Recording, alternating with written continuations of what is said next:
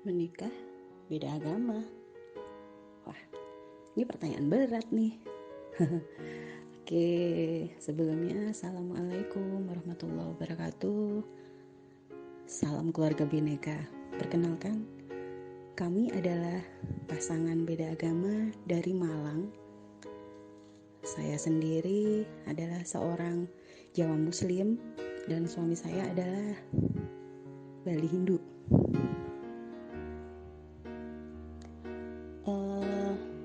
Semua orang pasti selalu bertanya-tanya gimana sih caranya kok bisa sampai memutuskan untuk menikah beda agama.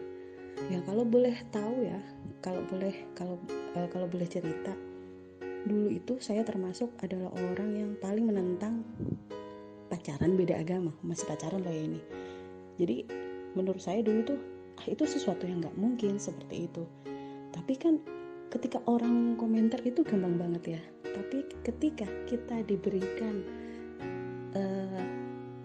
tiba-tiba diberikan permasalahan, kita harus menjalin hubungan dengan orang yang beda agama seperti itu. Apakah kita bisa dengan seenaknya komentar seperti apa yang saya lakukan dulu? Ternyata nggak bisa. Ya mungkin saya seperti tertampar dengan omongan yang dulu saya lakukan kepada teman-teman saya yang pacaran beda agama ya kayaknya. Cuma di sini yang ingin kami ceritakan, yang ingin kami bagi kepada teman-teman semua adalah untuk yang pertama, proses untuk memutuskan nikah beda agama, baik spiritual dengan pasangan ataupun izin di keluarga.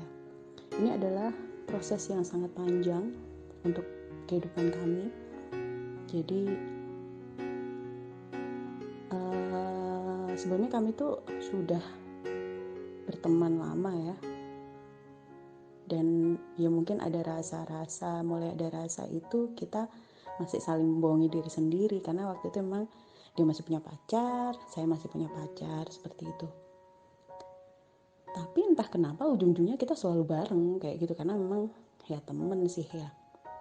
Dan karena kita sama-sama tahu kita beda, makanya ada satu gap yang menghalangi kalau kita nggak bisa lebih dari sekedar teman. Tapi lama-kelamaan kita nggak pernah tahu cinta itu kapan tumbuh, cinta itu kapan datang, kepada siapa, beragama apa. Seperti itu kita nggak pernah tahu kan, karena ya Tuhan maha membolak-balikan hati. Nah ketika kita sudah dihadapkan dengan cinta mentok kepada orang yang berbeda agama, apalagi ini Bali dan Hindu adalah agama yang kuat dengan tradisi yang kuat pula.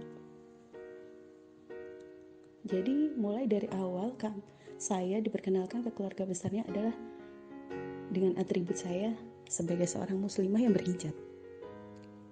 Ya kaget pasti, tapi waktu itu jadi suami saya memang sengaja biar keluarga besarnya tahu ini loh pilihan anaknya, ini loh wanita yang dicintai sama anaknya, seperti itu. Kalau ibu mertua sih, karena beliau dulu muslim dan keluarga besarnya juga muslim, jadi lebih menyerahkan semuanya ke anak-anaknya. Tapi bapak bersikeras untuk ya kalau misalkan kita beda ya yang perempuan harus ikut, karena ibu dulu juga ikut bapak seperti itu. Tapi jalan pikiran kami berbeda karena kita sudah melalui proses pencarian dan apa yang berhubungan dengan spiritual, dan kita yang akhirnya kita memutuskan untuk kita pada agama masing-masing walaupun kita menikah, seperti itu. Restu kita sudah minta. Jadi mungkin sebelum kita memutuskan untuk menikah beda agama itu sempat ada niatan dari suami pengen masuk Islam untuk menikah saya. Saya bilang yakin, jangan karena alasan menikah kamu masuk ke Islam, saya bilang seperti itu. Tapi dia bilang ya mungkin awalnya terpaksa karena menikah, tapi kan lama-lama aku bisa belajar, seperti itu. Tapi dalam hati kecil saya, apa mungkin dia bisa menerima Islam semudah itu, mempelajarinya semudah itu, kalau tidak dari hati keyakinannya hanya karena ingin menikahi saya. Saya berpikir cuma seperti itu. Akhirnya kita sempat putus nyambung beberapa kali, dan suatu saat kita memilih untuk break selama sebulan, dan kita sama-sama yuk coba merenung apa benar sih yang kita jalani ini, seperti itu. Dalam sebulan perenungan itu saya meletakkan segala atribut keagamaan saya. Jadi saya sempat tidak melakukan sholat, tidak melakukan puasa, tidak melakukan apapun yang disyariatkan oleh Islam selama 1 bulan itu. Apa yang terjadi? Ternyata saya kayak orang gila. Saya gak punya pegangan, gelisah, gak jelas kayak gitu. Dan dari situ saya akhirnya berpikir, ternyata saya sangat cinta dengan agama ini. Saya sudah nyaman dengan ini. Sholat itu adalah kebutuhan saya. Ternyata kecintaan saya kepada Tuhan itu melebihi kecintaan saya terhadap manusia ciptaannya.